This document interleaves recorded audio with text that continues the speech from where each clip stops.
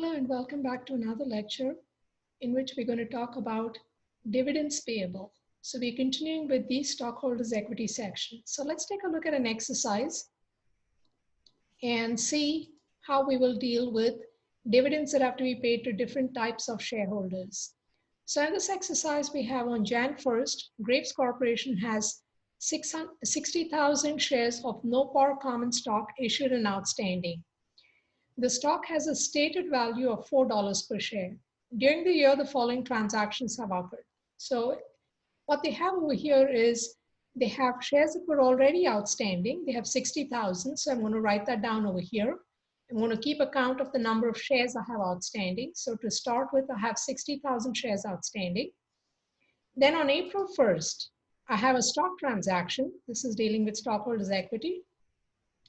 I issued another 9,000 shares of common stock for $11 per share. It's a no par share, but the stated value is $4, which means I issued it at $7 in excess of the stated value. How much cash did I collect?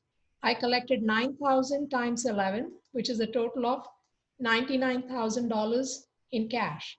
How much will I credit common stock? Only to the extent of the stated value. So 9,000 times 4, that's the amount I'm going to have as common stock credited, 36,000. The difference that I have over there is paid in capital in excess of stated value, and that works out to $63,000. Now here, what am I concerned with? I'm just concerned with the number of shares that have been issued. I have 9,000 shares issued, so I write down 9,000 over here. Now, this is what I had outstanding at the start. This is what I have issued now, and let's see the next transaction. I'm declaring dividends. So for this, I need to know how many shares I have outstanding, issued and outstanding. Those are the ones who are going to get the dividend. So on June 15th, I declared a cash dividend of $1.50 per share to stockholders of record on June 30th. So let me first start out with June 15th. On June 15th, I am saying I will pay out dividends. I'm not paying it today. I will pay out the dividends. So right now I'm going to write down dividends payable credit. What do I pay dividends from? Always from retained earnings. Remember, retained earnings has to have a credit balance, and I have to have cash available with me for me to declare and pay these dividends. Okay, so what was the amount? $1.50. $1.50 to the 69,000 shares that are outstanding. So I have $1.50 times 69,000 is 103,500. That's the amount that I say I'm going to pay out as dividends. Who do I give the dividends to? So this is usually the case in the stock market. What they will do is they will say that on the 15th of June, they've declared the dividends. They are saying whoever is a stockholder 2 weeks from today on June 30th, on that day, whoever is a stockholder, they are the ones who are going to get the dividends. But I'm not paying the dividends that day. I will pay it later. I'm paying it on July 10th. Okay. So on this date, it's just called a date of registry. I need to know who the stockholder is.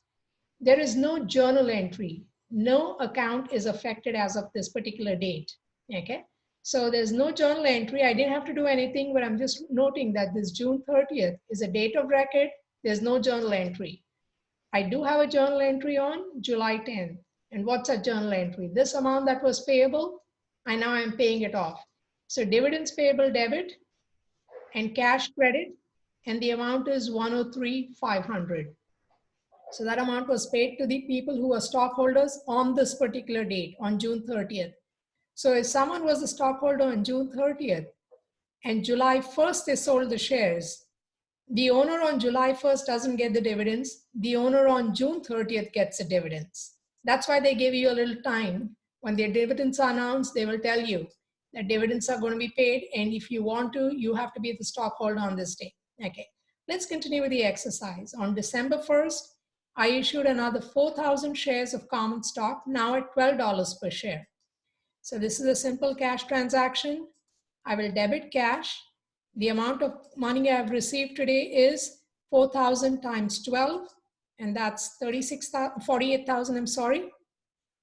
The stated value is $4.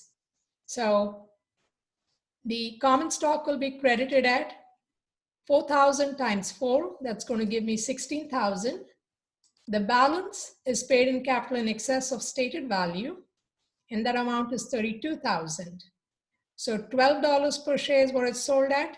Stated value is 4, so 4 is a stated value, $8 is in excess of par. Again, now what I'm concerned with over here is the number of shares I have outstanding. Now I issued another 4,000 shares. How many do I have issued and outstanding at this point of time? 73,000. And I need that because on December 1st, I have, on December 1st, I have 15th, I have declared cash dividends to the shareholders on December 31st. Whoever's a shareholder on December 31st, the dividends is $1.60. So I'm paying 10 cents more than I did last time. So this part is the same. Retained earnings debit, dividends payable credit, just like we had over here. I'm going to highlight that.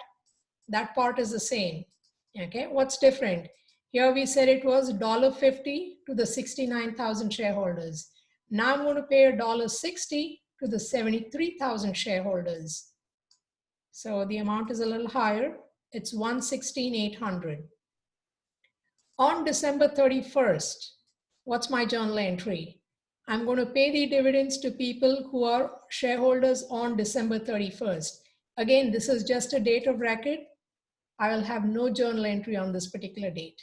Okay. When I actually make the payment in January, it'll be dividends payable debit, cash credit. I know the amount, but December 31st, there's no journal entry. Okay. So they asked, what is the journal entries? We've done all of those over here. How would dividends and dividends payable be reported in the financial statements? Dividends payable is a current liability because you're going to pay it out of the cash. Okay. And dividends was already it's basically a debit to retained earnings. That's all there is to it. That account disappears because it closes out with retained earnings. It closes to retained earnings. So again, what is important over here is I need to know how many shares I have issued and outstanding.